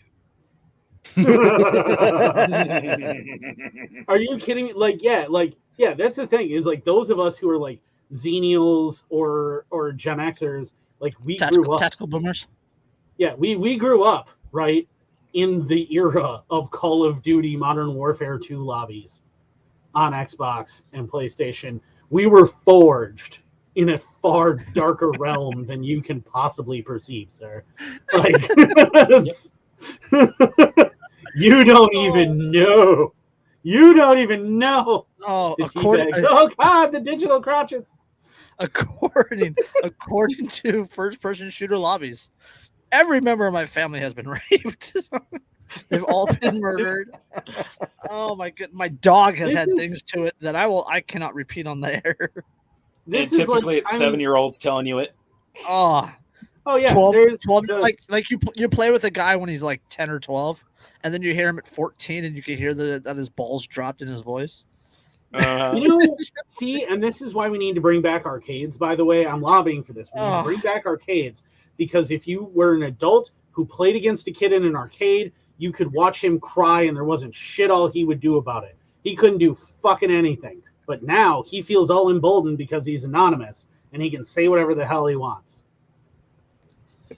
Yeah, Scott. But original IIRC lobbies would have scared them senseless.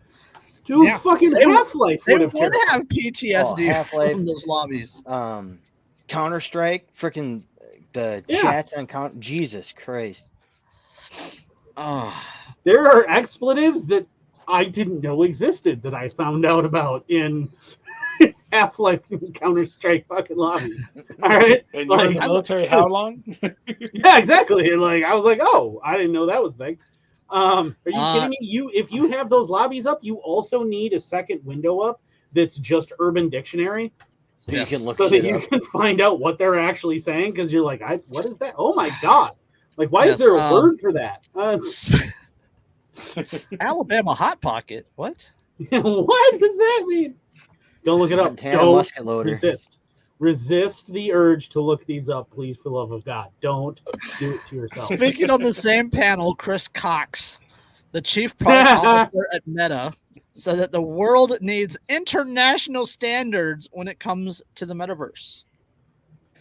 They want you to be able to be charged with a crime in a digital world that you voluntarily entered. Well, if they can regulate to that amount, then they can tax the digital assets in the digital world. Well, not only that, but again, remember Ready Player One. And if you haven't seen it, fucking go watch it. But Ready Player One, remember that like the entire world has stopped basically doing anything offline. Like offline is secondary to online. Yeah. Entirely. And that's what they want, because you're very easy to control online. They can shut down things that you want to do. Look at what they've done to us with Twitter and Facebook and everything else. Yep. If they can deplatform you and the entire world is on that, they can make you behave yourself. Well, that's the thing. They don't want to control. They don't want you to behave. They don't want you to act a certain way. They want you to want to act a certain way. Yep. Right. Yeah. In order to comply with their standards, you need to act a certain way. Yeah. In order to stay on this platform, you need to act a certain way. And and being terrified of being hurt online is like being scared of this. Right? That is like an oh god, it's scary. Gun. Yeah. This actually is Noveski, by the way.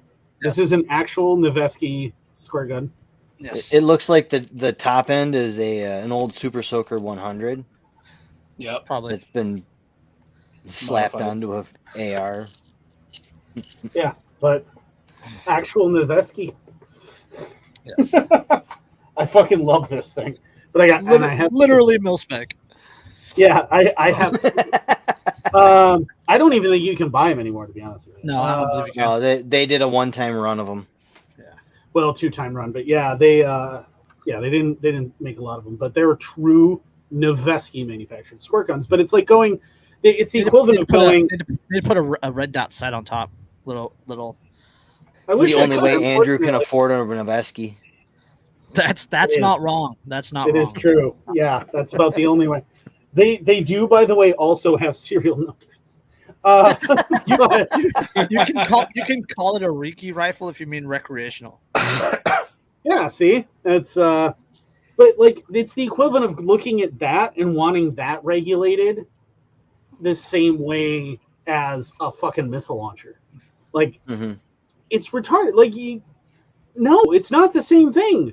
Like, if you get PTSD from somebody teabagging your 3D avatar on a digital platform. What was the other one? The girl that was groped in the metaverse, and it turned into an international thing. Yeah, that functionality doesn't like that level of movement doesn't even exist in there yet. And well, not only that, but I'm telling, like, you can't feel that.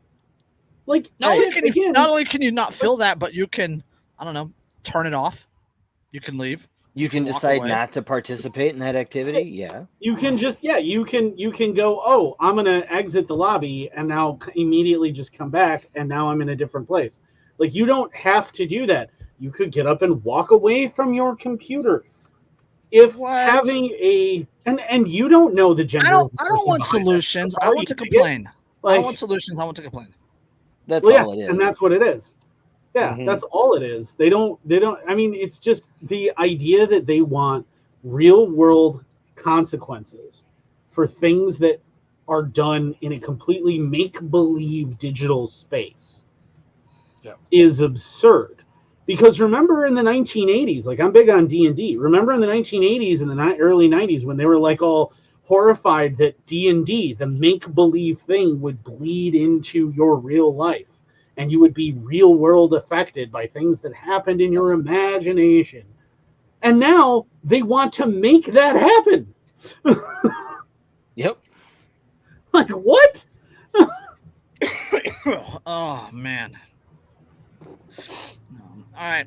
Let's, speaking of, I don't know. I will say real quick, if they decide to start, like, to do a metaverse thing and they have real world laws, well, then I'm committing real world crimes in the metaverse. We're robbing fucking banks.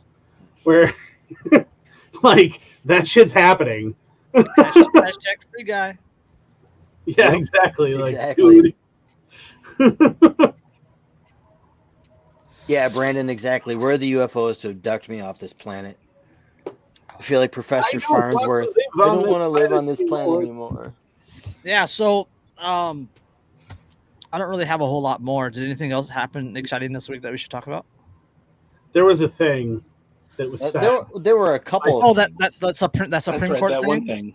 Yeah. Both of them were Supreme Court things because you've got New York. There's and then three Supreme Court things. There were there's the third one that a thing that's on its way to Biden's desk as well that happened. Yes, week. There's that, and that's related. That is related to one of those Supreme Court. I think Biden signed it actually. Yeah, he signed it yesterday. He probably signed it. So if you're under 21 and you would like to buy a firearm, too bad. Yeah. No. You can according to the law. FPC already has feelers out on that one. They're going to sue. Rhode Island's magazine, high capacity magazine ban already has a lawsuit against it. Where was the other one? Washington's magazine ban that goes into effect July 1st. There was already a lawsuit there. Yep. And I heard, according to the Attorney General of the state of Kamifornistan, that they're going. They went from a shall issue state to a may issue state overnight. May issue to shall issue. Other way. Yeah, may issue to shall issue. Basically, he issued a directive saying that until we pass an updated law, if somebody meets the training requirements, just give them the damn card. Which is a really don't easy forget thing that to pass. as SERPA was on its way through, right, and was pending, New York was already trying to come up with new laws to basically replicate the laws that were just declared unconstitutional. Yeah, they're gonna change a couple words. They're gonna change a couple words and refile it. Well, and with the governor, after the ruling came down, she said because of the context of the ruling talking about sensitive spaces and whatnot, they're going to reclassify what constitutes a sensitive space. Yeah. Basically making it so unbearably cumbersome to carry a weapon that like, you're just not going to deal with it. Yeah, like we can't carry within a I think it's 1,000 feet of a school. Yep. No. I think Which- Wisconsin technically has the same law, but if you're on a public thoroughfare, it doesn't apply. Yeah, that's iffy here. So, but Supreme Court, apparently the Supreme Court made Barbra Streisand angry. She calls the Supreme Court the American Taliban. Interesting, since there's only one brown person currently on the Supreme Court. That's racist. The other people could self-identify as brown. That's fair. I mean, look at the former leader. What the hell organization was that? The woman that was leading it she's white, and she's been saying she was black for years. She permed her what's her- hair and like tied her Yeah, dyed she her has a- skin a little bit. Yeah, Dozal. She has an OnlyFans now where she sells feet pics. We're all headed there. Shit. You know my attitude though to the people on the hardcore progressive left who are freaking out about the Supreme Court decision that pissed off Streisand is and Billy Joe Armstrong. yeah, Billy and, Joe Armstrong yeah, and of the band Green Day on so stage my in response is London. that On stage That's in what London, makes- he literally said "fuck the USA, fuck the United States," and that he was going to revoke his citizenship and move to London. to move to the UK where so he could be stabbed and hit with acid. So I gave the that UK where they have more post, I gave that restrictive- post the little poop emoji reply, right? Because Dookie, he's American Dookie. You know, and I'm not a huge fan of the IRS, obviously, but I hope they go after him for every bit that he has to pay. Matt to Gates rescind his said that decision. the IRS spent $700,000 on ammo this month or Yep. last month. Nice. Yep. Oh, that I wonder why. Mhm. But no, so my thing though is that all these shit libs are freaking out about the most recent Supreme Court case, and I just I gotta say, but if it saves just one life, Yes. Okay. Here now. This is the love it. Barbra Streisand quote. This is the Barbra Streisand quote that Andrew is going to have so much fun on. She said, "Quote: The court used religious dogma to overturn the constitutional right to an abortion. The court is the American Taliban." And Brandon, it's showing their true colors because it's dragging the Dixiecrats out from under their rocks. oh yeah, the shit libs constantly show that they're really the hardcore racists. They've always actually been. Don't forget who decided to secede from the Union over that whole not getting to own black people thing anymore, and who passed all the Jim Crow laws and then got all up in arms over the idea that they might not be able to, exclude them from society anymore, and who said, well, we can't have marijuana because it might make the black people dance with the nice white ladies. Don't forget who it was that's been doing all of that all along. But Previous to 2009, Biden was against Roe versus Wade. Just for the record, like he actually voted, or not voted, but he supported it being overturned before. I think that was like 77, something like that. And then like 2006, there was a bill that he voted for that would ban Medicare payouts Medicare payouts for abortions. And then that was he voted against exempting rape and incest on that. So, well, of course, he had to look at his constituency. But I'm just gonna point out. But the thing is, though, is that what you're seeing with everything that's happening with this, though, is that the shit libs are still doing what they've always done. They're just being way more. If it was just the Roe thing, I think that they would be angry. They would be upset. But it's the Roe thing that comes a couple days after, the gun after the gun thing, Yeah. which didn't it didn't expand gun rights. It reinforced gun rights. Right. Yeah. Well, yeah, and the thing is what you need to remember too is that the people who are constantly disproportionately affected and have always been disproportionately affected by gun laws in the United States are poor people and are minorities. Minorities. Like that's what they're attacking when they try to go against the right to be armed and defend yourself. Every gun law in American history has significant elements of racism to them. They all do. And when that comes out, that, okay, now a black man, Clarence Thomas, is saying that black people have a right to arm themselves, and then simultaneously he's saying, oh, and the federal government doesn't have a right to tell states how to define both of which are within the realms of the Constitution. Yeah, as soon as he does that and he says, no, this is a 10th Amendment issue, that immediately triggers them, because they don't actually have arguments, constitutional arguments. They don't understand the Constitution. Most of them have never actually read it, which is why they talk about the right of the state to protect you from being shot and all this other crap. That Mercury News op-ed hurt me so bad. And that's why they don't understand, right? They don't understand because they've never read any of this. They don't know any of this. They're those people who they hear buzzwords and then they try to repeat the buzzwords.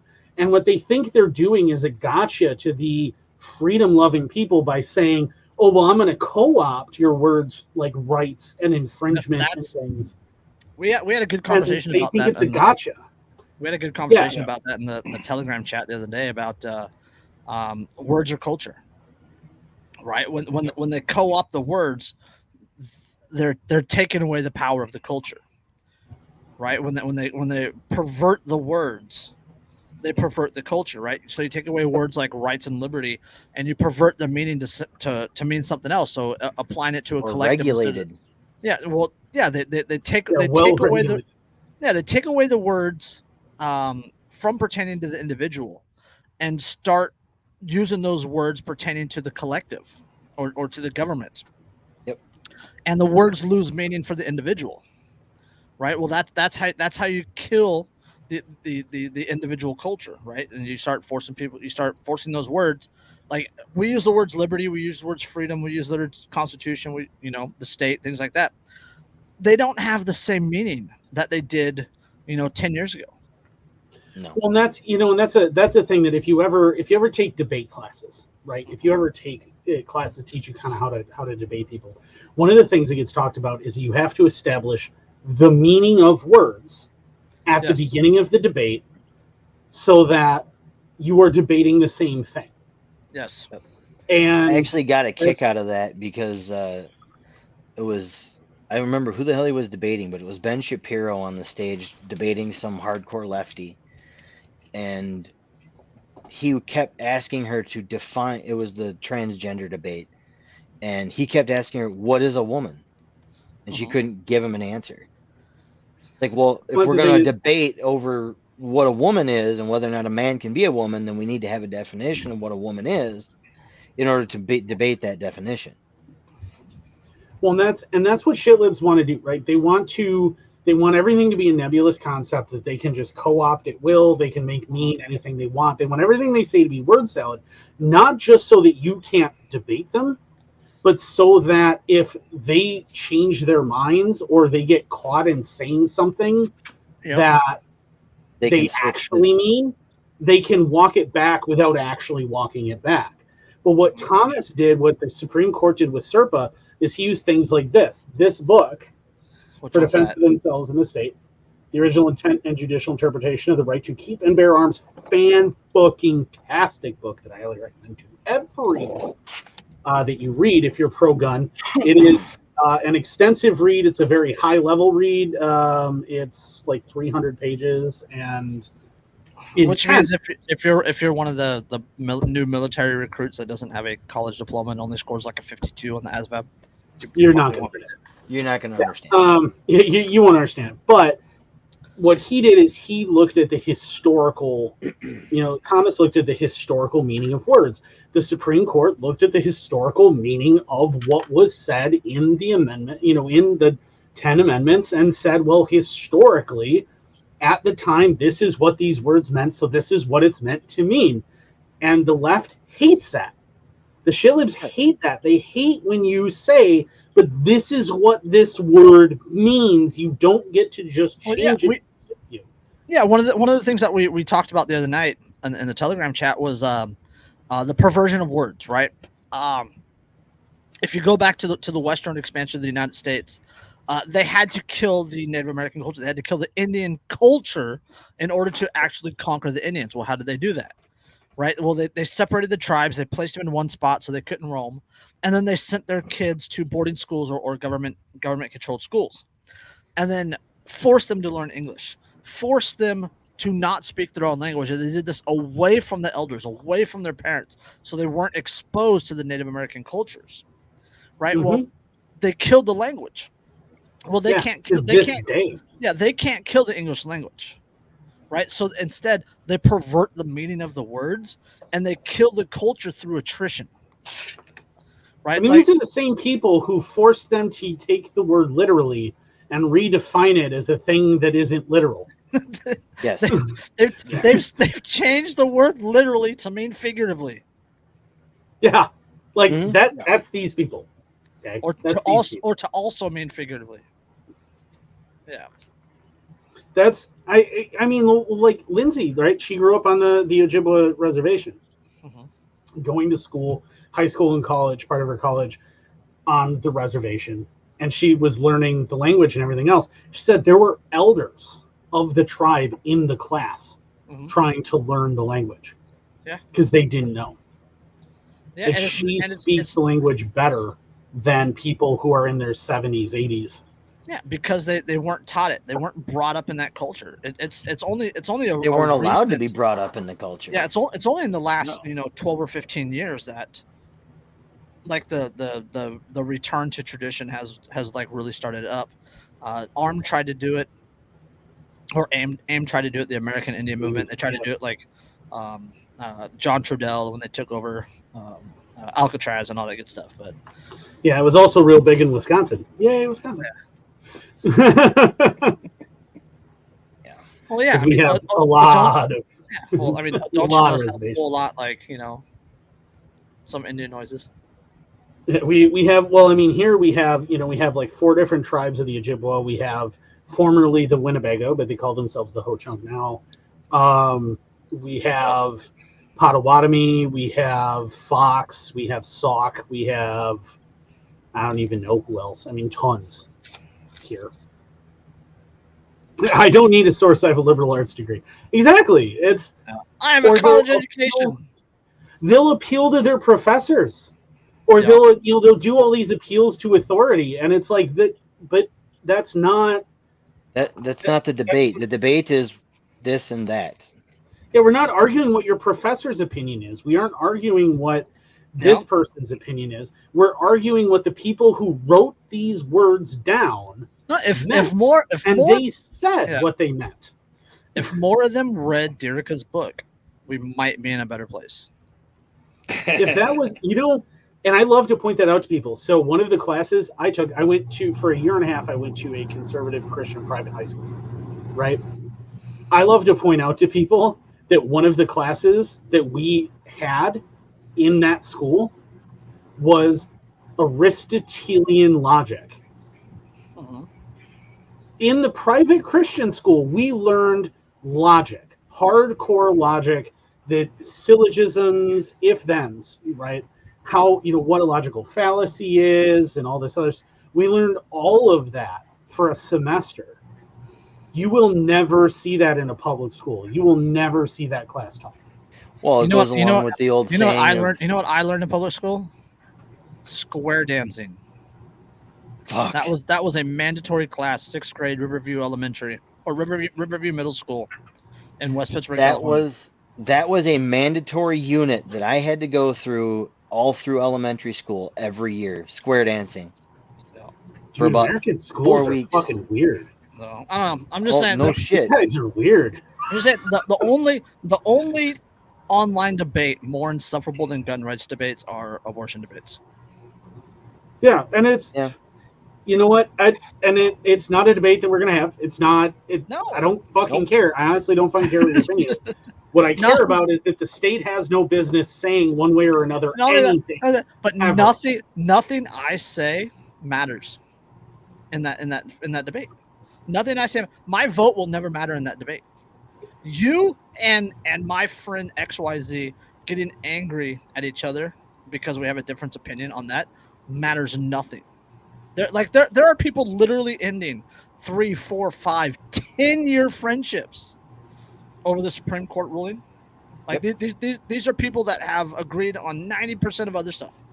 Like this issue has never come up in 3, 4, 5, 10 years.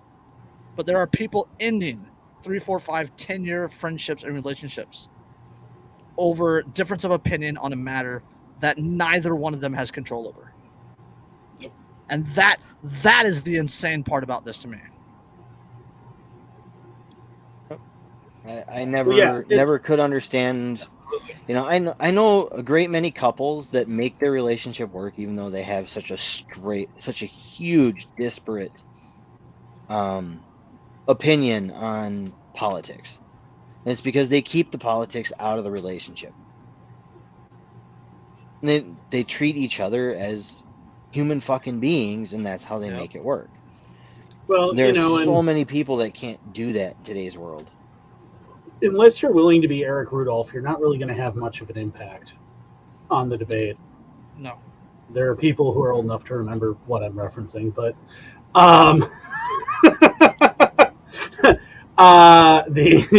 go ahead, look it up. You'll figure it out. But I mean, the reality is that I don't think the state should have an opinion or control over anything, period, ever. Which means the debate about should federal government regulate, should state government, the answer is no. None of them should regulate it one way or another. It shouldn't be legal. It shouldn't be illegal. I don't fucking care. I don't want the fucking state the government. No.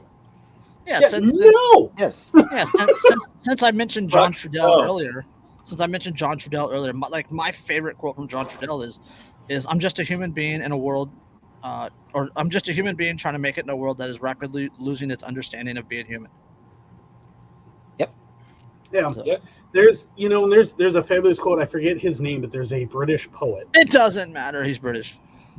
Well, Accurate. but he's a British. He's this British poet. If you look up the video, black dude, big dreads, everything else, and he says, "I keep trying to change the world, but everyone's too busy shopping." Yes. He's talking about being the fact that he's an anarchist, Yes. and that no matter what he says, it really doesn't matter if he tries to convince you, like, hey, you should be free, you should care about being free, you should care about ignoring the government, this should matter to you, because the majority of people are too preoccupied with themselves to notice what actually matters. You know what? That is great deception. I will segue on that to one quick little statement, and then we can get into the plugs. Our homie in the chat, Jack Curtis, just got his community garden project approved, and now he is also starting a seed library in his little town. That is what fucking matters. Yeah, that whole matters. How the shitlibs tried to co-opt be the change you want to see in the world. Yeah. From our community, they tried to steal that. Yeah. Still, be the change that you want to see in the world. Do the things that you want to do. If you look at something and you go, somebody should do something about this, you're fucking somebody. Yep. Do something about it. That's what our homie in the chat is doing, Jack, man. He's got bees now. He's got the community garden project going. The seed library is starting up. He's been hooking up with his next door neighbors, like getting to know his neighbors and talking to them. Like he found out his next door neighbor is a prepper and has a freeze dryer. Yeah. Do you know how much resource, Batman? Yeah, do you know how different, like when I moved in here, right? My old place, I lived in an apartment building in the ghetto. I didn't know anybody, didn't want to know anybody, blah, blah, blah. When I moved in this place, like I talked to my neighbors within the first week. I got to know my neighbors. The first year we were here, almost every other night all summer, we had fires out back, and the neighbors from both sides were coming over and we were hanging out, having a couple of beers, talking, got to know them all. Like, and that change, that getting it, interacting with them, where now you can talk to them and they know you've built that rapport. So you can talk about like why you shouldn't trust government. You can talk about those things and you don't just sound like a complete loon anymore to them. Now they're like, but wait, I know you, I like you, and they're going to listen to you. It's the same thing as sales, right? You don't just try to sell things right out of the gate, carte blanche to people. You got to build rapport first. And trying to bring people to an understanding of what their freedom really is, that change, that requires that you know them. Hello, the baby. Yep, my friend's daughter. That's Mia. But on that note, let's get out of here. Let's throw some plugs because I need another cough drop. My throat's about done. Yep. And then immediately, Josh starts coughing. And he cough drop. Me too. And I haven't Fine, eaten you anything wanna for one-up 24 hours, so. I ran out of drink and I need to get a drink. Oh yeah, I'm out. Yeah, I'm also down to my last beer, so I need to go get more out of my fridge. Chris. Beer within plugs. Plugs. Let's get out of here. Do it. One of you. Chris, do your plug. If you like coffee, go check out the link in the description, and it's been scrolling across the bottom. It's from Coffee Brand Company, or Coffee Brand Coffee Company. They have all kinds of different stuff. They just released teas, and if you use, they also have hot cocoa if you're into that. If you want to help out the channel and support me, use the link in the description, and I get just a tiny bit of a shave off of that. But do they have Irish breakfast tea? I don't know. I'd have to go and look. Yes. Everything is an Irish breakfast if you're brave enough. Everything is Irish breakfast tea if you just add a little bit of whiskey to it. No, that's not a lot. We don't always drink. That's most of the time, but not always. Sometimes they're looking for the end of the rainbow. Sometimes we don't always drink. We don't. Yeah, I was gonna say we don't. You don't always drink, but sometimes you have to eat. But then you're drinking at the same time. So potatoes. Potato. All right. My turn. Yeah, have at it. Make sure that you check out Derica's book. It is Think for Yourself, a thinking workbook for beginners. You can find it on Amazon. It's about $10. It is a workbook. It is for beginners. Please keep that in mind. But if you have never gone through a logic class like I have, you probably should check it out so that you understand. When I mention Aristotelian logic, when I mention syllogisms, when I talk about how to think, that's the point. It teaches you how to think, not what to think. Check it out. It's available on Amazon right now. If you like caring for your beard like a Viking like I do, you're going to check out thebeardstruggle.com, and if you use code InkedAnarchist15, you get 15% off of your entire order. And they have new stuff. They have all their new platinum scents. They have a beard straightener that's super cool. It's gold. It's got carbon fiber on it. It's absolutely awesome. I want it really bad, but I haven't gotten it yet. I'm totally gonna, but check it out. Use code InkedAnarchist15, get 15% off of your entire order. Our homie Dave was in the chat tonight, and he's awesome, and he runs poppinspatches.com. He has all sorts of cool patches. The patch that Chris is rocking right now, a bunch of the patches that Josh is rocking on his hat that is also from Poppins Patches. A bunch of the patches we've given away, a ton of the cool stuff that you see us wear, that's from Poppins Patches. He's even got a t-shirt that me and Chris helped design. I'm working with him on designing additional patches. He's super awesome. Check him out, poppinspatches.com. Also, I am an affiliate of RK Spookware. So if you 3D print your own shooty boys, and that's going to become increasingly important to do as time goes on, remember that you do need some metal stuff for that. And if you want to get that anyway, use RK Spookware. It's high quality, in-house made stuff. And if you use the link in the description, you get to support us And you get to get really nice, solid, cool shit from him. That's going to be RK Spookware. Use the code in the description. Also, check us out on all the alternative media, man. We're on MeWe. We're on Odyssey. We're on Rumble. We're on Telegram. We have a Telegram now. Yes. It's AAF RTD Telegram. Yes, check that out as well. You got all sorts of cool stuff that you can see us on that isn't mass media and isn't necessarily going to censor us, so we can say what the hell we want to say. And you should support the alternative media so that you don't wind up supporting the big bads while trying to support freedom. I would say check out Boog Boogie 79, but he was also nuked along with the rest of us on Twitter, so we are not on Twitter anymore. Thanks for checking us out. Make sure you like us. Make sure you subscribe. Make sure you share with all of your friends. Harass them endlessly until they're Why do you hate me, Andrew? Podcast. Why do you hate me? 2 seconds. I can keep going. Don't tell me. No, Support your no, local cinema. we're done. We'll check you on the next one. Peace.